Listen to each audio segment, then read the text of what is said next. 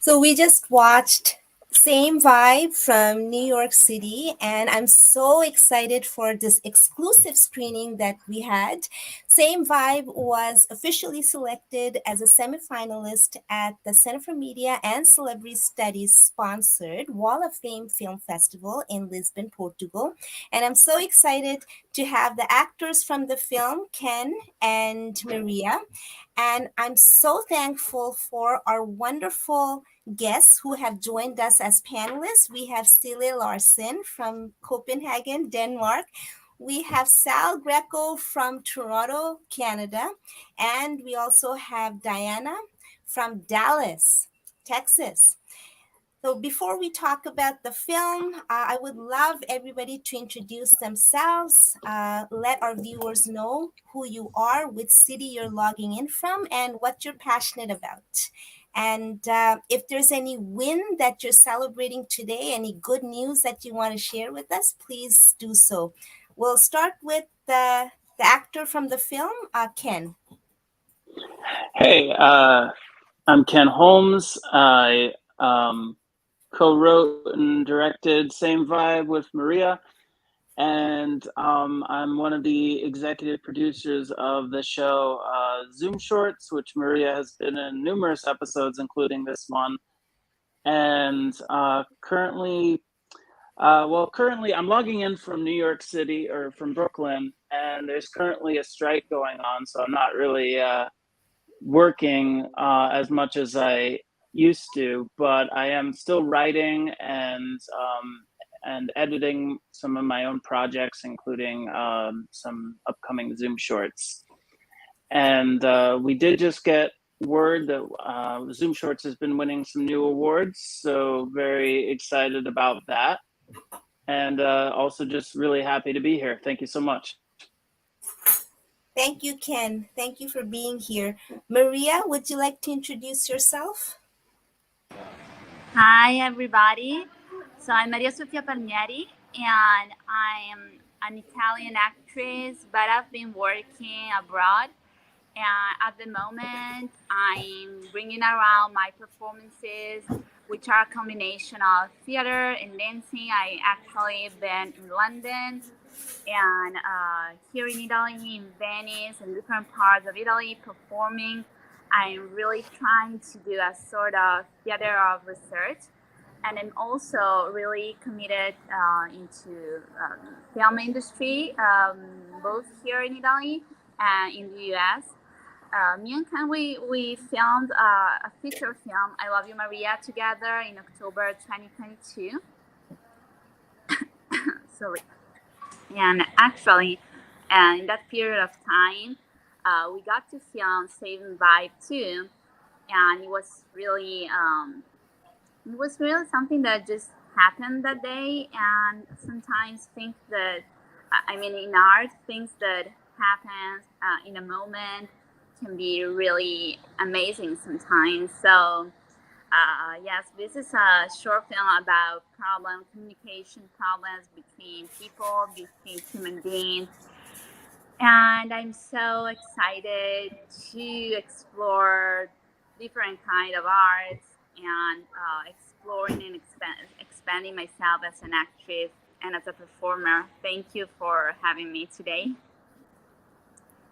Very excited. Thank you, Maria. And I'm sure we're going to have a lot of questions for you and Ken. But really excited to hear from Sal and Sille too. Sal, can you introduce yourself? Yes, thank you. My name is Sal Greco, and I live in Toronto. I worked in film for 57 years, but largely in education. I directed a couple of films for the National Film Board of Canada when I was very young, 17 and 25.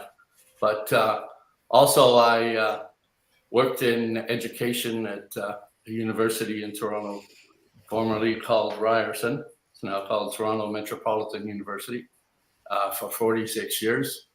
And that was very satisfying, working with students and learning as much from them as they might have learned from me. But I enjoy every kind of film, and I found this one interesting, so I look forward to talking about it later.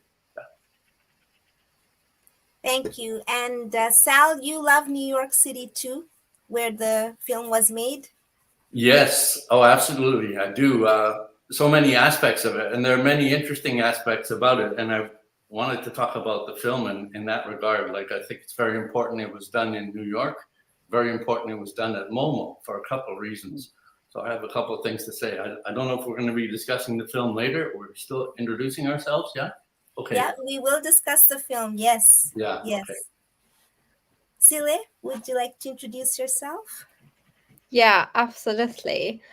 So my name is Sille, and I'm based in Copenhagen in Denmark. So I work for State 32, which is a big platform online for people who want to become something inside the entertainment industry. I'm a screenwriter, so I moderate the screenwriting lounge, and I'm also just been hired to be a moderator for an American organization, Life Church, where I'm going to be hosting the public chat at our services. So yeah, and then I'm like on my way to move to Spain actually. So yeah, I think that's it, and I've been looking really much forward to this. So Yes. exciting. Yeah, and earlier this year, she was also at Cannes Film Festival Oh yeah. in Cannes. That was huge. So lot That's to huge. learn and share, and really looking forward to today's film discussion. Diana, whenever your video is on, we're gonna call you in. Till then, I'll introduce a little bit about myself to new viewers who are joining us. I'm Samita Nandi. I'm the director of the Center for Media and Celebrity Studies, now sponsoring the Wall of Fame Film Festival in Lisbon, Portugal.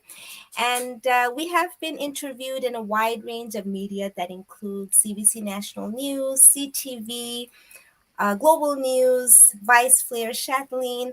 And this month marks the 10th anniversary of the Center for Media and Celebrity Studies.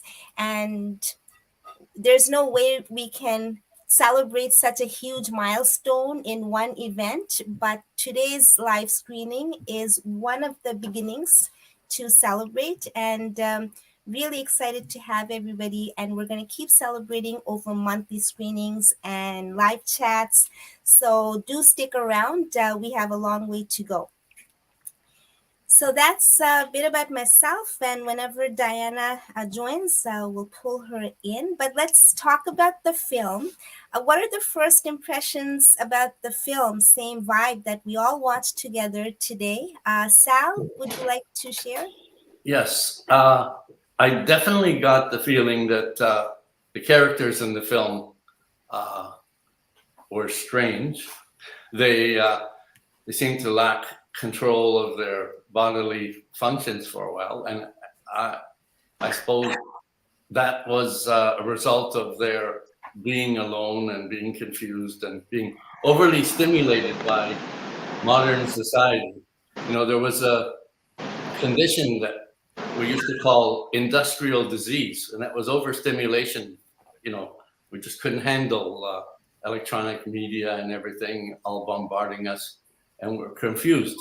And life is confusing, and that's the feeling I got about the film, that the people are definitely searching for something. And it's interesting they're searching in New York, where there are so many people, but, you know, it's hard to have a personal relationship. And it's hard to decide who to have a personal relationship with, because we're all searching for a meaning to life. We're all hoping that if we have a partner, we may be able to get there closer and understand something through them, through their experiences. So I think that's one of the basic reasons for wanting to pair off and to partner with a lot of people, because it'll lead us closer to an understanding of life. And it is also lovely to have a personal relationship, as we all know, not only for its sensory things, but for intellectual stimulation. But also, I think it is very interesting that they're looking for all this in Momo, where people are not only looking to interact with the art, they're looking to interact with the artist. Because really, if you're sensitive enough, if you have training in what to look for in art, you can feel that you're communicating with the artist. You're connecting not only with a time years ago, but with one individual who you're having a personal relationship with that artist when you see what their work is, because they've communicated, they've put a lot of meaning into each of their little points of senses that they're putting into their art, So, and in New York, with so many people, there's often a feeling of ennui that people have, feeling of isolation and confusion about why it is that they can't fit in. So I see that this film is speaking about that subject. And yes, also there's a film called 400 Blows by Francois Truffaut that had some of the same theme about looking for something so much. There was a child who all he wanted to do was go to see the ocean. And when he got there, he was confused. He thought, so this is it? I mean, it's interesting, but I've lost interest after a few minutes of seeing the ocean now. I guess just the way we feel like after seeing Niagara Falls, which is so close to us and everybody wants to see it. But then after 10 minutes, okay, it's very interesting, but yeah. So we always need more stimulation. And I'm sure you all have something to say about that. And I look forward to hearing that. Thank you, Sal. Ken, how would you respond to what Sal said? Well, those were very, Thank you, Sal. very astute observations. Thank you.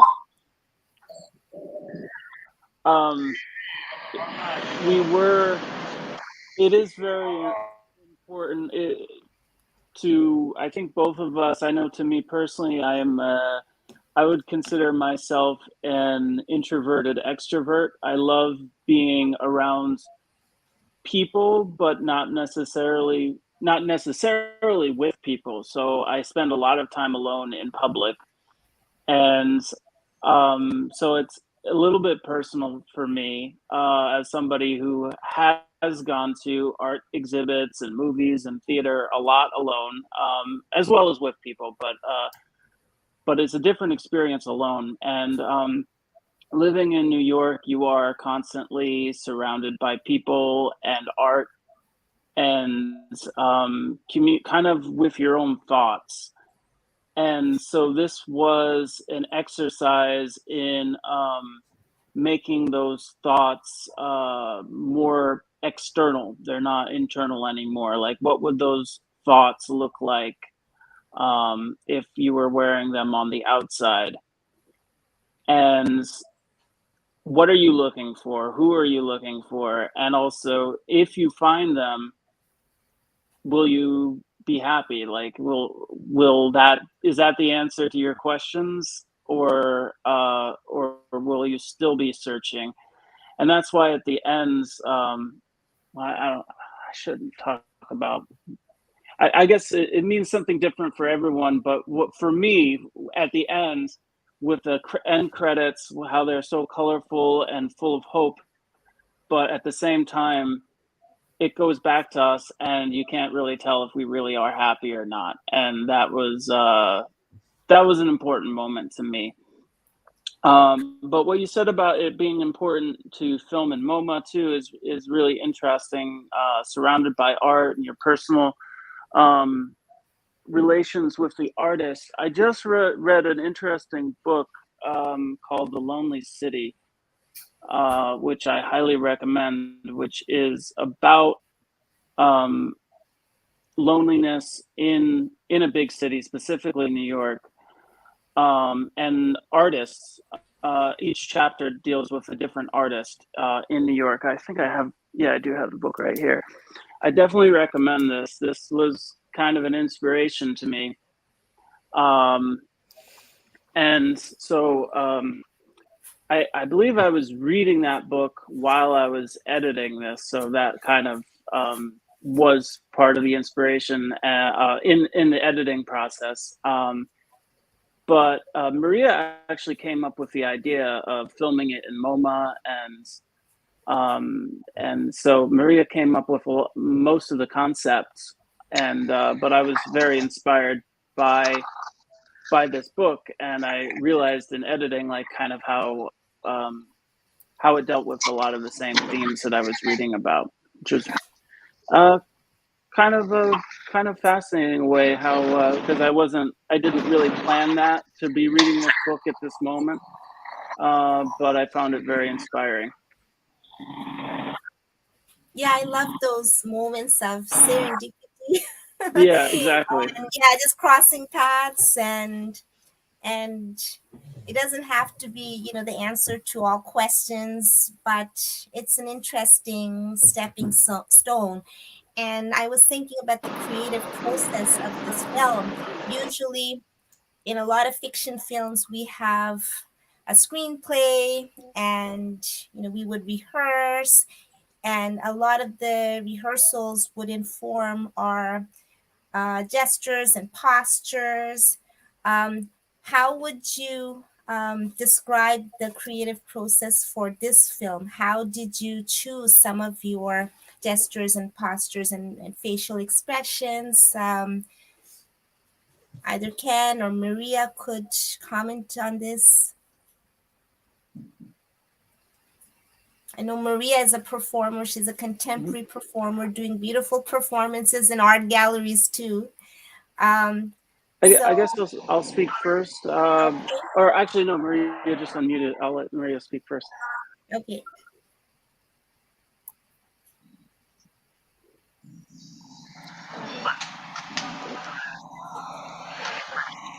Yeah. Um, yeah. I'm sorry, my connection is not good. But anyway, yeah. The meaning of this short film for us was really to catch some moments from ordinary from museum, and and basically they find themselves, they are in a sort of feeling lost.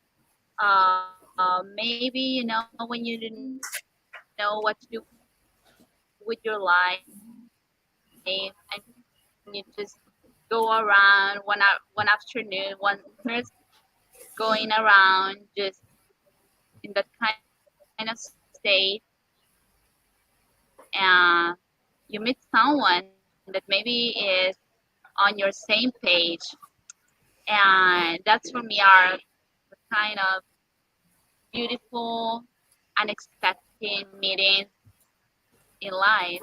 So I think that was a representation of this kind of story, because there's not really a plot, but there's a lot of internal movement in terms of emotions, in terms of in terms of emotions, I would say, and finding that person that feels the same things that you're feeling, same heart, same mind, same issues, kind of same story. Okay. Yeah, and do you feel a lot of the performances were intuitive? Would you say that? Was it intuitive?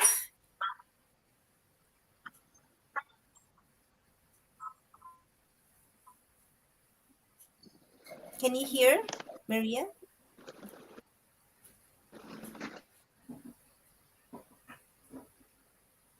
I think there's a connection challenge.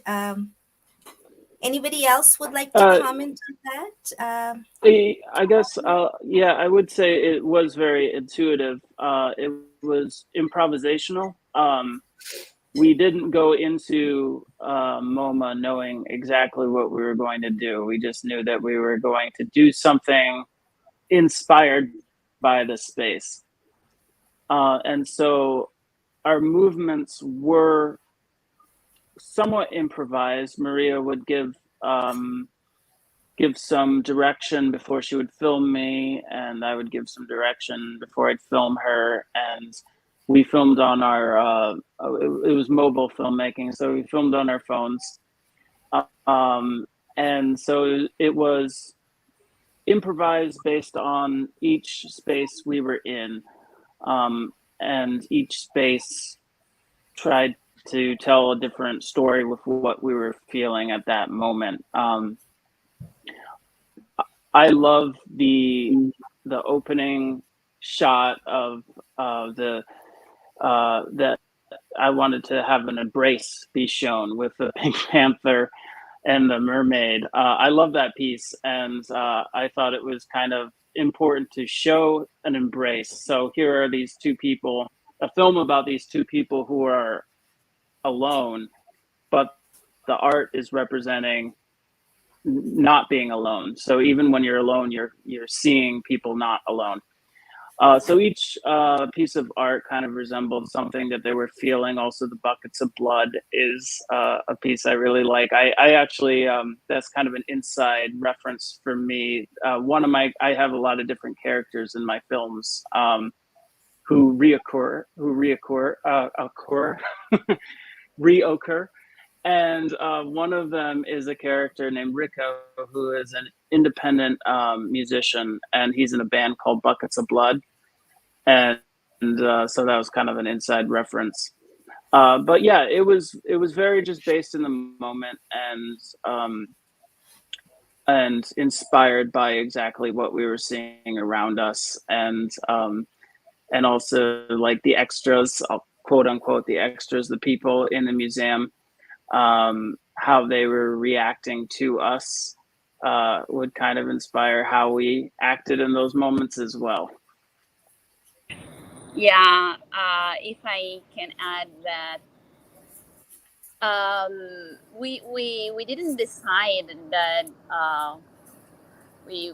I mean, it wasn't really expected, and we got a lot of inspiration from people around us, and actually people were looking at us. They were really interested in what we were doing, and I just focus on our close-ups, and that's a perfect example when words are meaningless.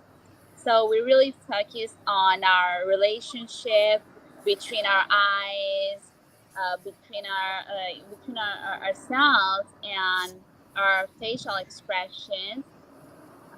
Yeah, I think that sometimes, also in filming or in artistic expression, words are not so important if you have something really profound deep inside, and that was the case. So I think that our eyes were, in that case, the mirror of our souls. Yeah. Yeah, that's very interesting. Tomorrow I have a shoot for a short film, and a lot will be improvised. Um, so I can definitely resonate with a lot of the choices that you made. When you improvise, a lot of it is intuitive, inspirational. You use the spaces, the other characters. How do you react to them? And of course, Ken did some of the best editing choices that he could make during the editing process with the help of the book also on the side, which is such a serendipity. Sille, what do you think about the film so far, and what the actors have to say, and what Sal also shared? Sille, what's your observation, and do you have any questions? Well. So I have written something down, but I'm just gonna like give my feedback first. So I need to know specific what that place is called because I really want to visit it. For sure. It's famous. But, huh? It's famous. Okay, yeah. I guess it was. It was really beautiful. Okay, so the movie, very interesting. It's not, we live in like a very modern world, so it's not that common that we see black and white movies anymore, and we don't see like movies with no dialogue or anything. So that is like a very bold move, but very interesting. And like sometimes I think that your body language can actually say more than words, which is like one of the things that we clearly see here. So that's really good. Um, Basically, what I really want to know is like just what is it that the movie should tell the people who watch it? Like what kind of feeling should they have when it's done? Like, is it, do they have to like feel something for their characters, or like I would like to know that. And then I would also like to know why you chose no dialogue but only body language, because it's a very interesting thing to do. So it's very inspiring. So that is like kind of my question at the moment. Maybe there will come more. I don't know. Who would Well, it like was to filmed address at that? the. Sorry. No, go ahead. It was filmed at the Museum of Modern Art, the MoMA, MoMA, in New York City. Definitely recommend going. It's one of the great museums in New York. And this is the first silent film. I'll speak for myself. This is the first silent film that I've done. It's definitely the first silent film of many, I hope, because I really like the format. They won't all be in black and white, but I will do some in color as well. But I just wanted to go to basics for this one, and make it kind of feel like an older film, even though it's set in modern day. Because I do feel like there's a timelessness to what we are talking about, which is isolation, and connection. And I feel like that can be in any, not I feel like, it can be set in any time. It's timeless and universal. And what the audience feels like after they watch it is really up to them. I feel like it can be depressing, it can be sad, it can also be hopeful, or it could just be like, hey, you're not alone, even if you feel like you are. It really is a piece, kind of like abstract art. It is what you make of it. And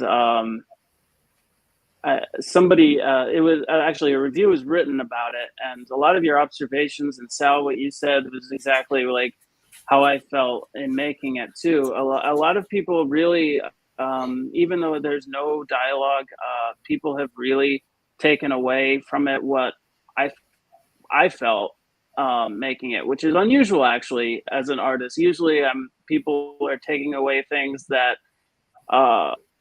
surprised me. I didn't see that when I was making it, and this piece isn't really like that, which is odd to me because it's probably one of the more abstract things I've done. So it's interesting that people are getting exactly what I intended. That's surprising. But anyway, hopefully I answered your question. Yeah, and I wanna add that this film really represents our human conditions, but more specifically our artist conditions. Because a lot of times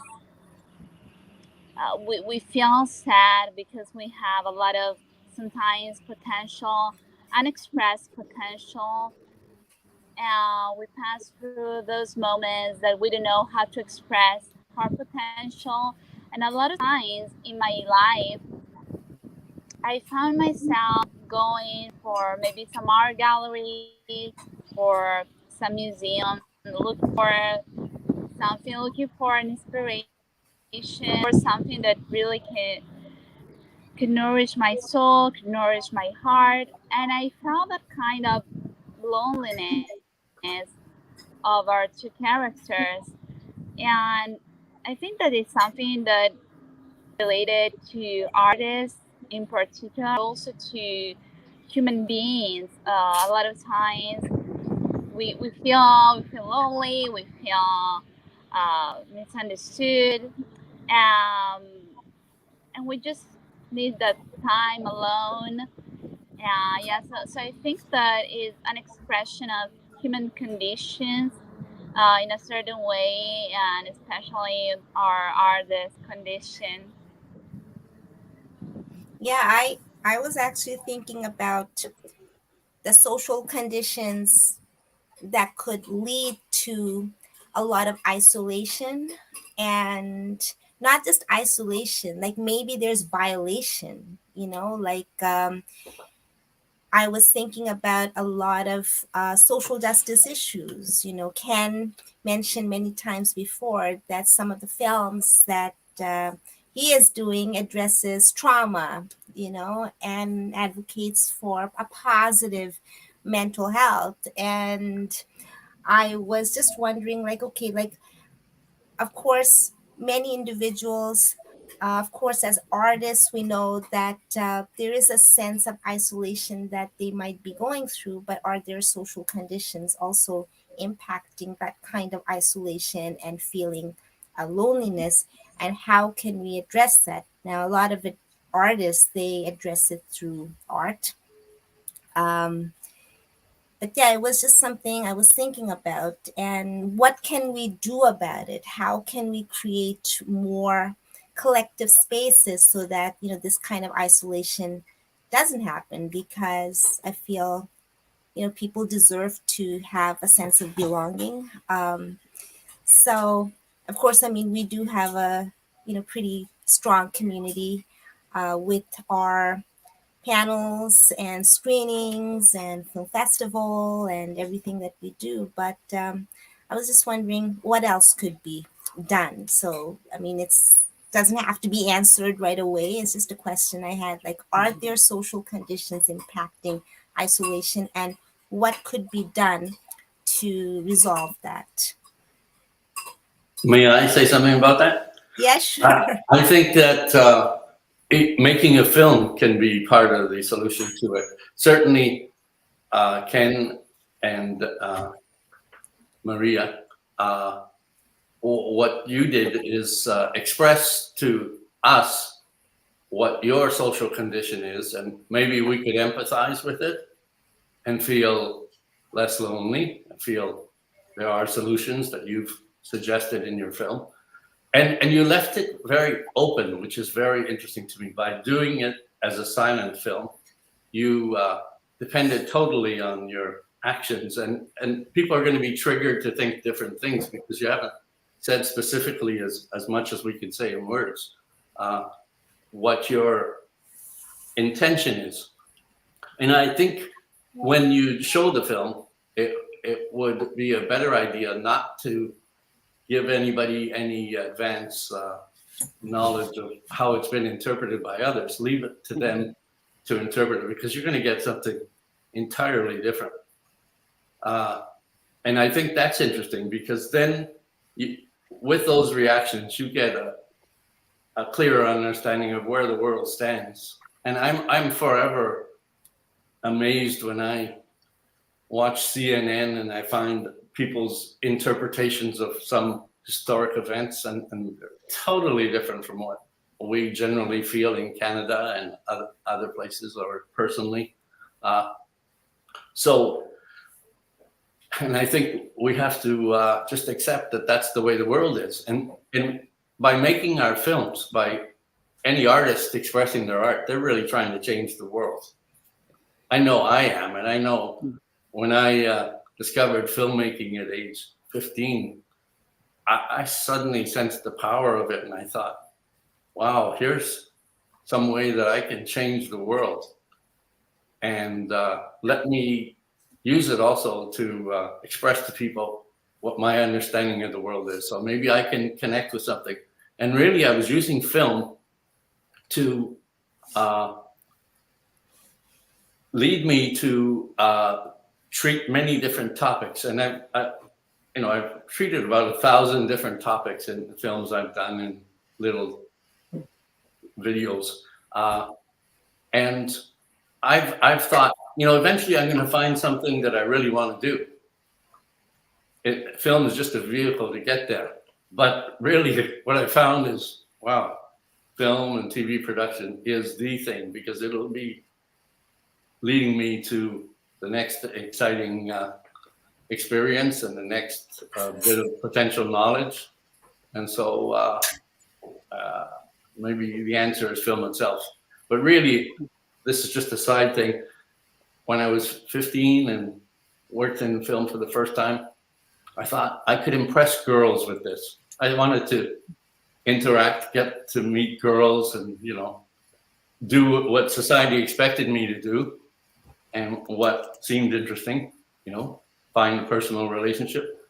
But then after a while, I thought, oh, filmmaking itself is more interesting right now. Let me just concentrate on that. And then suddenly people were interested in me and they were coming after me. I didn't have to go looking for them. So it's interesting how you can discover things you didn't know you wanted to.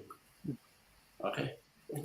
Absolutely. Yeah, I feel film, like any piece of art, is it's a lens of inquiry. It's a metaphor of life, and the kind of visual language it could have really helps with our perception and solidifying like a lot of the insights that we have, or vision that we may have. And I would say Sal was an inspiration for a very long time. We met in 2004 or 5, maybe it was 5, and I always saw Sal as an advocate for films for social change and just inspirational films, and always there with his video. And that was really inspiring to see. I was always inspired to see Ken later on, to see how many different experimental films that Ken is doing, and it's just like on a roll, and it's very, very inspiring. And also how Sille is also like so active with all the film communities that she's a part of. And before I forget, Sal is part of 100 communities. Am I correct? Is it more than 100 now? 106, yeah. 106 106, organizations. 106 organizations I belong to. Yeah. Wow. But Sille, may I ask something about you? Yeah, of course. What did you think of the writing of the film? I know you didn't see the script, and sometimes the script isn't important because people who watch the film don't see the script. You see the results of your interpretation of the script. But can you comment on, I think this would be very interesting, can you comment on the writing and the forward movement and development of the film? And it may be interesting for you, Ken. Yeah, so there's like not much dialogue. Actually, there's nothing. So I guess the script is mostly about the action, right? Am I wrong? And the location, not so much about what the actors have to say. Because they're like using their mouth without voice, which is very interesting because when you go over a script, it's like basically what you have to say. And every scene you are shooting, and then you can sometimes you can add something to the script while you are on set, and the same with the action. But I feel this is like more just what came to your mind of what you should do. Like the way I see it is that there's not like a script like if it was like a big fictional film or something else. It's more like, okay, I'm doing this now, so what should I do next that matches how the movie is laid out. If I'm right, correct me if I'm wrong, but that is like how I see it, because a script has a lot of things, you know, like there's just not one draft, there's like maybe 8 drafts before it's like ready to be shot. So I think this is like, it's very interesting because like I'm all to the scripts, but I'm also a screenwriter, so I'm not good at that, doing these things. So that's very interesting. So that is like how I see it. And I also think it's like gives you a little bit more like free to like just do and just like put your perspective and feeling into the film, and not like having a writer that have like written what you have to do and just do it, but like have your feelings in it, like okay, I feel for doing like this instead of this, or like stuff like that. So that is like very interesting, but that's how I will say. I hope this is answering your questions. I think in a script, I think the main purpose for a script is to show the crew what your intentions are and suggest how they can contribute to it. Like, you know, the sound person will say, oh, I can accentuate this and that, and I know what your intent is here. But even if you were making the script as you went along, you had an intent with everything. And I think it's very important to look at every bit of what you said and, you know, did I communicate? Could I have done it differently? And often you can ask a person who's not involved in film or TV production, you know, did this work? This is what I intended. No, it didn't. I would suggest this instead, you know, because we're forever communicating. And I found it interesting, although it's a silent film, you did mouth some words. Mm-hmm. And would it be a different experience for a deaf person who can read lips? I'm sure whatever it is they mouth, and I tried to figure out what are they saying, and is that important to your message?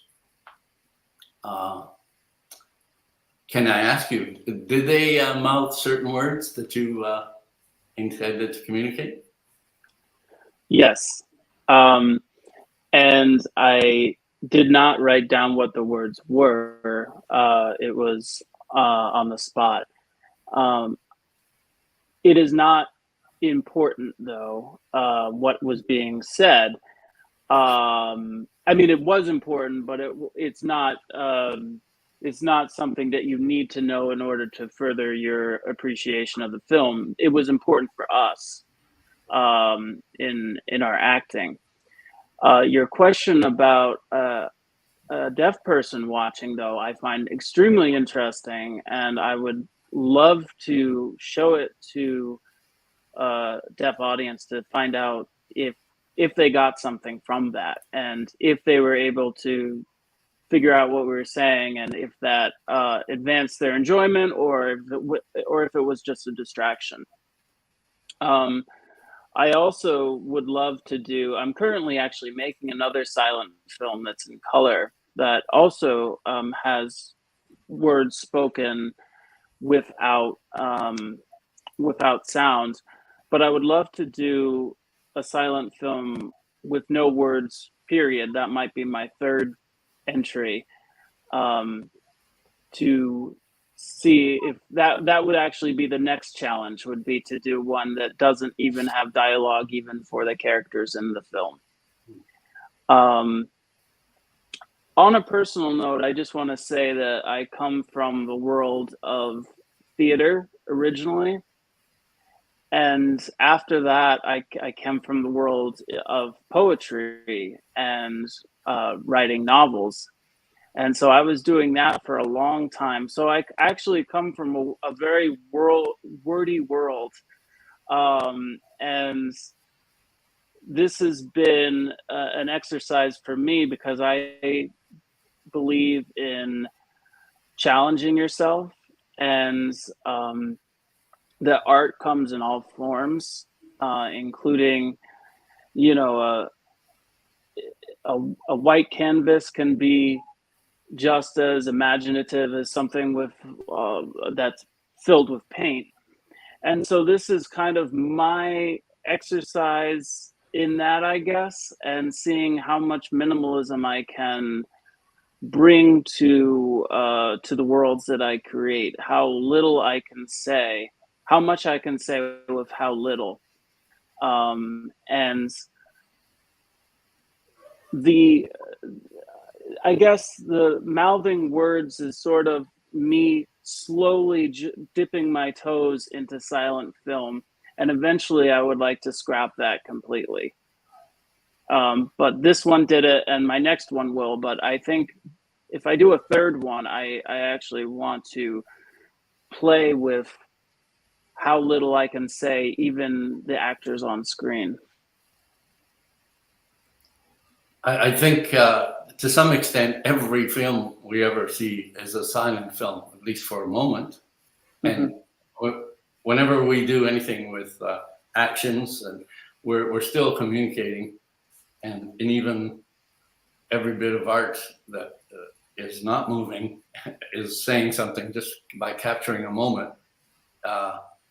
And often it's, when it's well encoded with meaning, it communicates the meaning pretty universally to everybody. Like La Pietà, the famous sculpture by Michelangelo, was definitely a very powerful image, and it conjures up all kinds of thoughts about empathy and love and everything else. So, yeah, I think it's very wonderful that you're encoding things. I did see some of your theatricality in the film you did. In that I thought things were possibly overly expressive. You know how film is usually a very minimal thing, and close-up can really communicate things. And if the actor is going, then that's very theatrical, you know, with big exaggerated motion, and it's not always necessary. So I find like filmmaking and television production, they're just like writing, in that a scene is just like a sentence. And I mean, a shot is like a sentence, right? And then a scene with a few shots is like a paragraph. And the whole thing is like a novel or short story. But Yeah, no, that's very powerful. Diana's camera is not working, but she did send some very interesting observations and interpretations. She says interpreting the script silently is challenging, but the end result is more powerful because it forces the actors to dive deeper and explore those deeper meanings. I think short films are becoming more popular and will have potentially more reach with audiences who are into shorts and meaningful artistic conversations. And she loved all the comparisons that you made so far. And she says, great analogy. I do feel, just wanted to add to this conversation a little bit more. I feel like scripts are very important, and scripts are, I know this is going to sound weird, but they're scripted, and so much can be overlooked. And I feel this particular film, Same Vibe, actually highlighted a lot of expressions, metaphors, symbols that are probably overlooked in a scripted film. So, in a way, there was a lot of space to show what's often left out. And the format of having a silent film and it's black and white, and historically, black and white has a lot of meaning. Particularly, it expresses symbolically, it expresses authenticity. And like Ken said at the very beginning, this is a timeless film. It's universal. So I think using that symbol of black and white conveys the sense of authenticity that Ken and Maria wanted to express. Um, and silent film, I mean, it says so much more than a scripted film can often say. And I really hope that viewers, who are watching this film, they take a lot of inspiration and create something similar or maybe something different, like that's why I loved Sille's question and observation on how audiences would take away, right? Yeah. So and it's like, you know it's open to interpretation, and I really hope more and more artistic work comes out this way. And I do think short films have a lot of potential now in the age of TikTok, I guess. On top of real videos, attention span is short, but at the same time there's a lot of engagement with shorter formats, and I love precision. um, Not that I don't like, beautiful, engaging feature films, but I do like what's precise. Mm. So that's what I would say. Any final thoughts or questions? I actually just want to say something about the thing that Diana she wrote. I think we live in a very social media world, and I actually Yeah. think the best way to make a porn, like send a message, is actually to create a short film, because a short film is like on short time and it's very intense, so you can really like go deep into the message and the subject that you really want to show and tell. Because if it's like a future movie, like there's like three acts, so it's like very long. But when it's like a short, you can really like go into the detail of the message you want to send. Like I have also written a short film that is like also based on sending someone a message, like for getting the audience to feel something. So I really think that short movie is like a really good way of like sending out a message or making a statement porn, something that where the audience can be like, okay, this is actually what they wanted to show with the movie, which is great, because then we don't have to write 100 pages.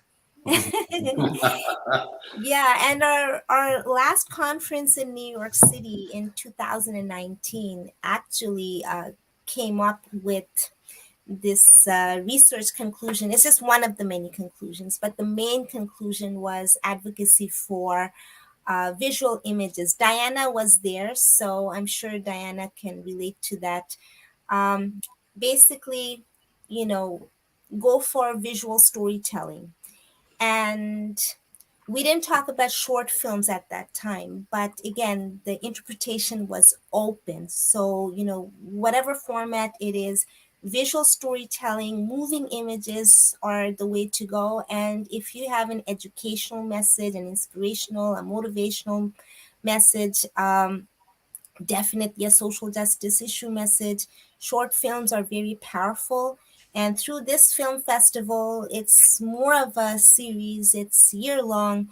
We found the value of immersive learning environments that these short film screenings are actually creating, which wasn't really the intention at the beginning. But it was really interesting how it's creating immersive learning environments. And also, I think it's a great community building tool. Ken, would you agree with all the short films that you're doing? You're building more community. Do you feel that? Oh, absolutely. I absolutely feel that, and I just find the world of short films a beautiful challenge, I guess, because you create a feeling, you create a story, you create a mood in a short period of time, and drawn over an hour and a half or 2 hours. That's a different challenge. Doing a lot with a little is a different challenge than doing a lot with a lot. And I think both are worthy. And I definitely want to do both. In fact, Maria and I just finished a feature film called I Love You, Maria. I think she mentioned it in the beginning. But with a short film, you have to be quite concise with the story that you're telling, and quite focused, I guess, with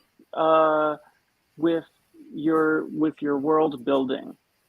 And I've seen short films that I've forgotten that they are short films, because the journey that it took me on, and sorry to use the word journey, I know it's kind of a cliche, but the journey that it took me on was such a ride. It was so emotional or funny or captivating, whatever the case may be, that I just completely forgot that how little time I spent watching that, and yet I still existed in that world of the film after it ended. It's a wonderful world to be a part of. I mean, I do both. I do feature film. I act in feature films and TV shows, and then make short films primarily.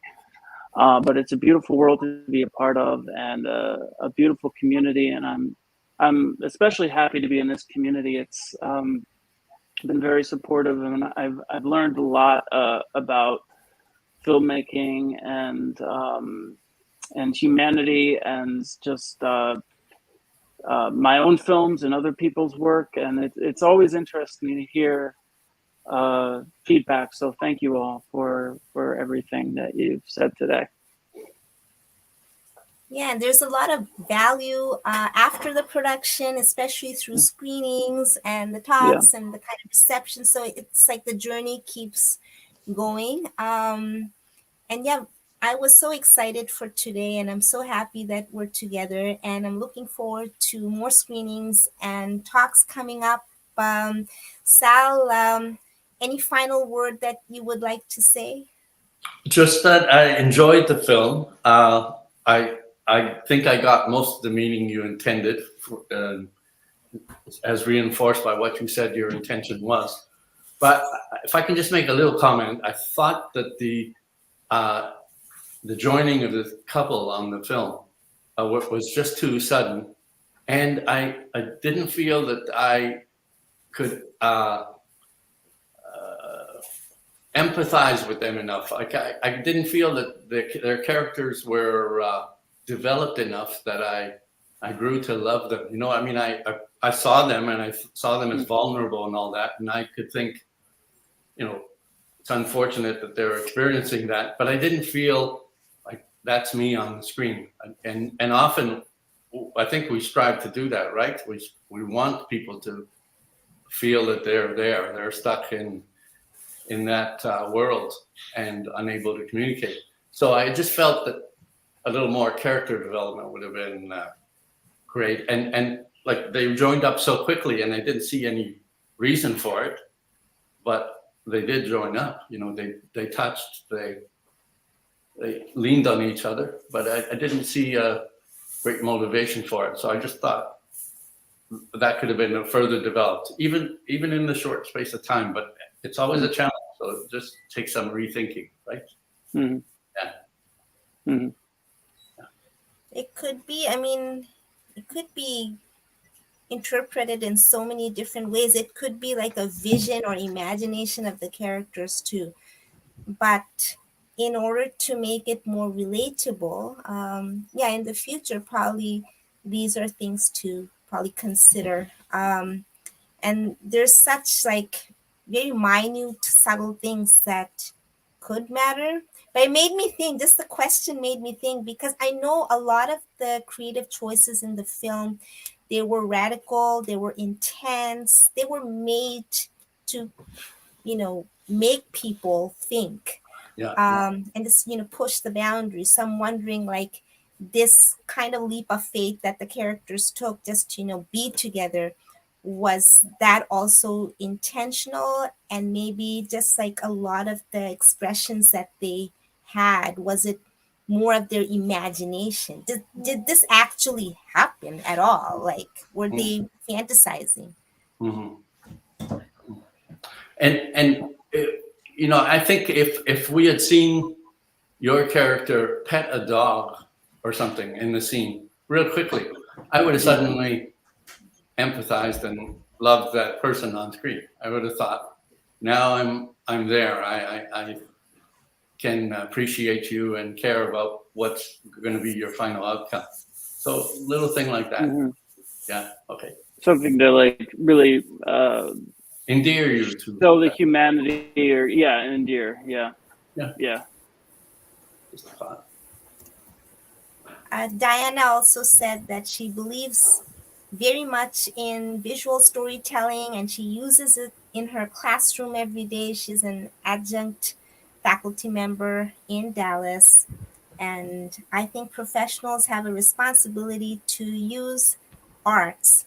So that's definitely what we're advocating for. And I'm really thankful for today's screening and all the questions that came up. Um, I mean, it has made me think, till the last minute. I really hope viewers take away and, they actually, create something to share with us too. Um, any final thoughts, Sille? And No, well, thank you for having me always. It was really nice. And yeah, I think I have been taught a lot for this past hour, like how you can actually also make movies without a voice. And I don't think I will ever make a silent movies because I really love to talk.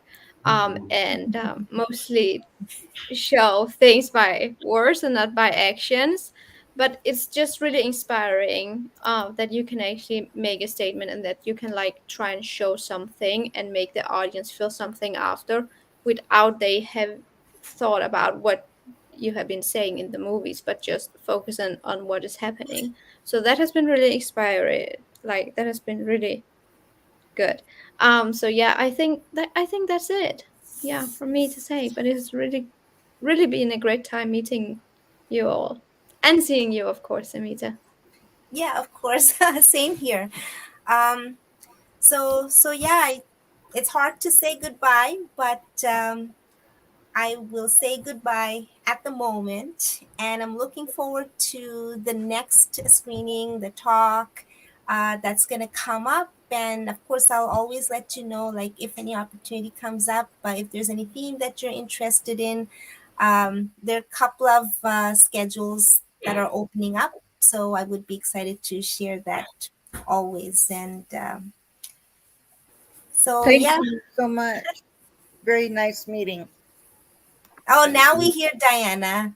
Diana, Yes, wish I'm your so sorry, camera meeting worked. guys. Hopefully next time. So I'll let you enjoy the rest of Saturday and have a wonderful Sunday ahead. And we're going to share this screening more, and we're going to talk soon, hopefully. Thanks, Amita, for organizing this, and thank you Thank for you. making the film. And great to meet you all. Thank you. Thank you, Samita, and thank you all for your comments and feedback. I've learned a lot, and it's been very fun and insightful listening to what you've had to say. So thank you. And hopefully we're going to see each other in person within a year. So there are a lot of plans going on, and so I'll keep everybody updated. Great. Thank you so much. Perfect. Thank you. Thank you. Bye. Thank you. Bye. Bye.